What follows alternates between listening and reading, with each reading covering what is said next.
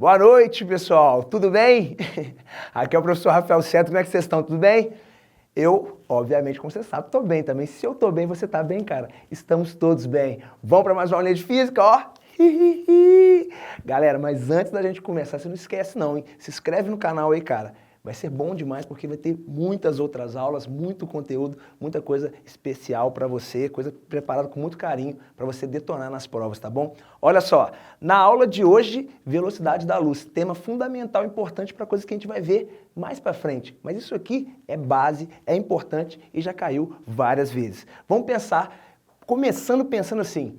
A luz, gente, ela se propaga, não propaga? Ela caminha. Isso quer dizer que ela muda de posição ao longo do tempo, então ela tem uma velocidade. Só que a velocidade da luz, a primeira coisa que a gente deve entender, ela depende do quê? Será que ela depende da hora do dia? Será que depende da estação do ano? Nada disso. A velocidade da luz depende de uma coisa, o meio aonde ela caminha, ou melhor, o meio de propagação. Então a gente tem que começar falando que a velocidade da luz depende do meio de propagação. Então a velocidade da luz, quando eu pensar nela, eu tenho que entender que ela depende...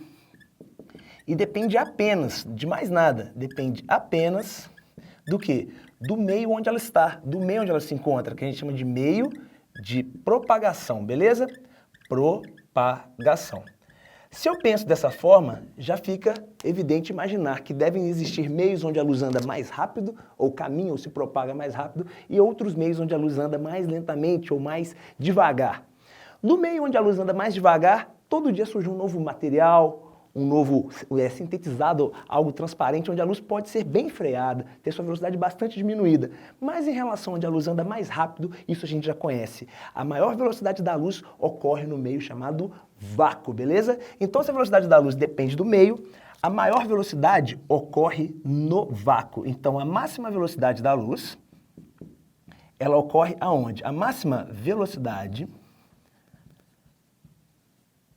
da luz ocorre no vácuo. Deixa eu escrever aqui. Ocorre no vácuo. Vácuo que seria aquela região onde a gente não teria nenhum tipo de matéria, beleza? Então a maior velocidade da luz ocorre nesse meio chamado vácuo. E é importante a gente conhecer qual velocidade é essa. A velocidade da luz no vácuo, além de ser a máxima, ela é um valor constante. E por ser um valor constante, é dado para esse valor a letrinha C, de constante, ok?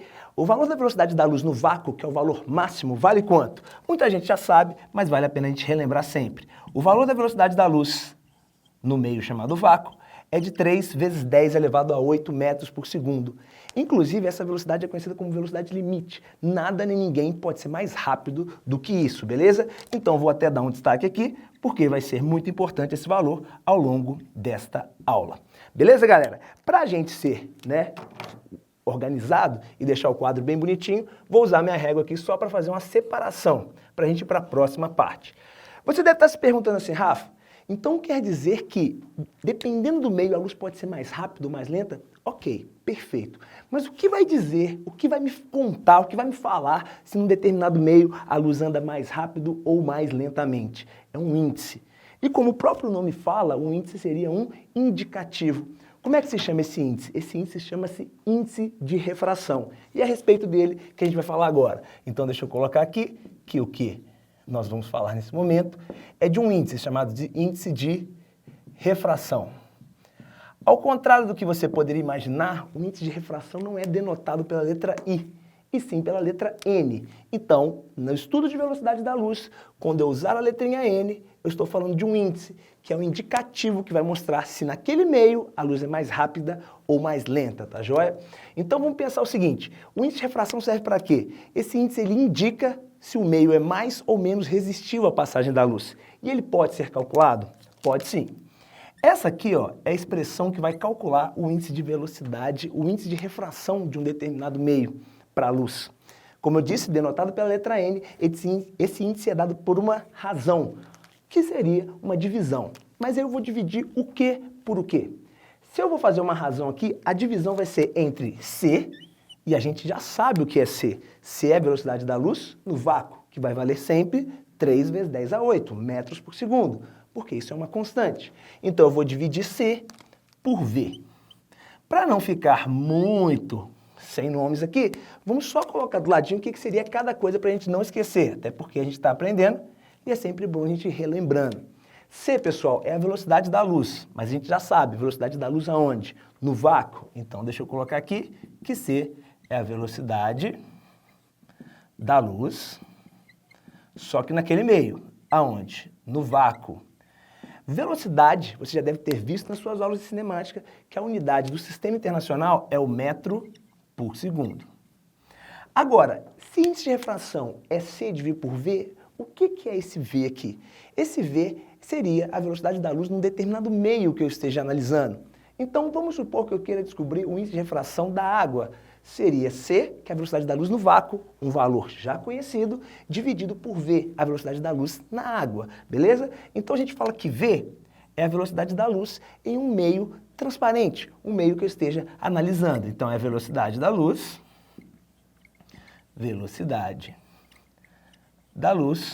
em um meio, beleza?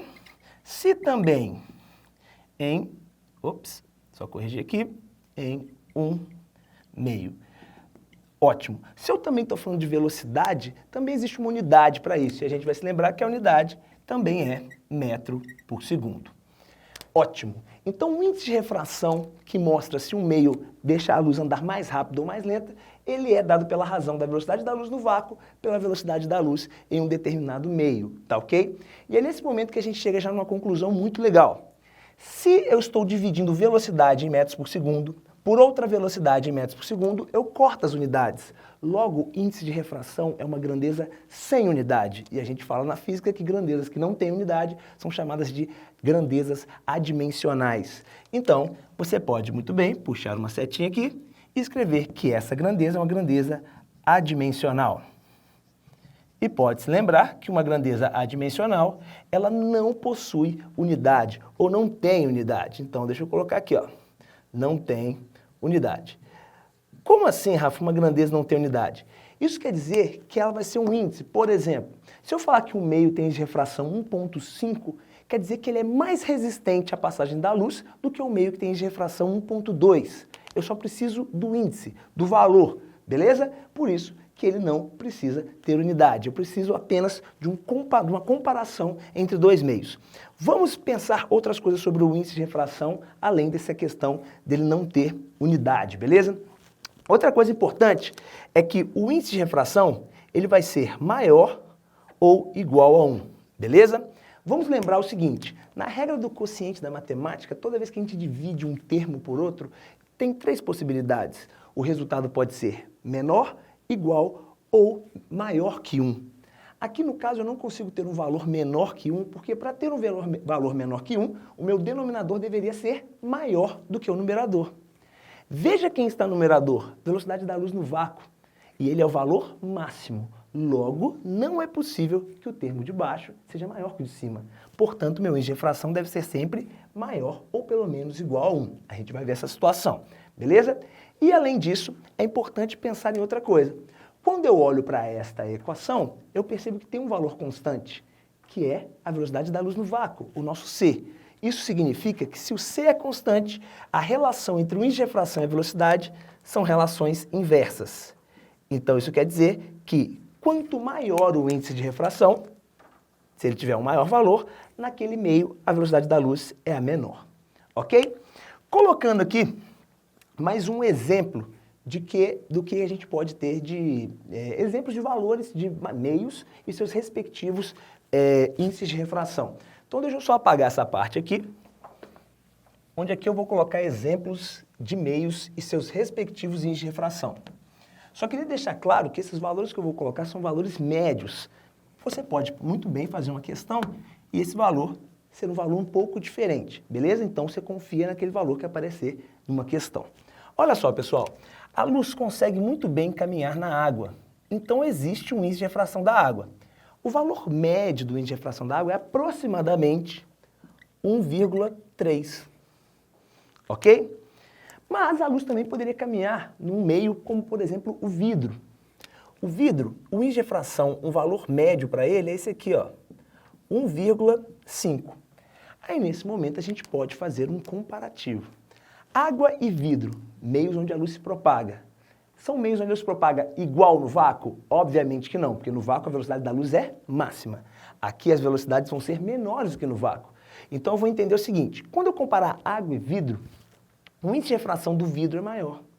Se o índice de refração demonstra a resistência ou dificuldade da luz passar naquele meio, quanto maior o índice, menor a velocidade. Isso quer dizer então que se eu colocasse 2 raios de luz, um na água, outro no vidro, o no vidro seria mais lento, porque quanto maior o índice, menor a velocidade. São grandezas inversas. Outra coisa que a gente também tem que pensar, que também é muito interessante, é o índice de refração do ar. O índice de refração do ar, ele vale isso aqui, galera, 1.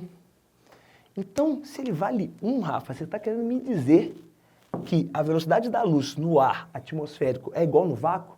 Porque a gente só consegue ter 1 como resultado de uma divisão se o numerador e o denominador forem iguais, certo? É isso mesmo. A gente considera que o índice de refração do ar é 1 porque a velocidade da luz no ar é praticamente igual à do vácuo, beleza? A gente considera assim. Então, toda vez que eu for calcular o índice de refração, eu vou usar essa expressão. E tem um macetinho bem famoso para a expressão de índice de refração, que é o não conversa. N igual a C sobre V, não conversa. E aqui estão alguns valores, e eu estou mostrando o seguinte, quanto maior o índice, menor a velocidade. A gente também considera que os meios com maior índice de refração são mais refringentes e os de menor, menos refringentes. Beleza, galera? Essa foi a primeira parte da aula de velocidade da luz. A gente já começou a entender como a luz se comporta em diferentes meios e que a velocidade dela depende desses meios, porque diferentes meios têm diferentes índices de refração. Tá bom? Na próxima aula a gente continua. Muito obrigado, valeu!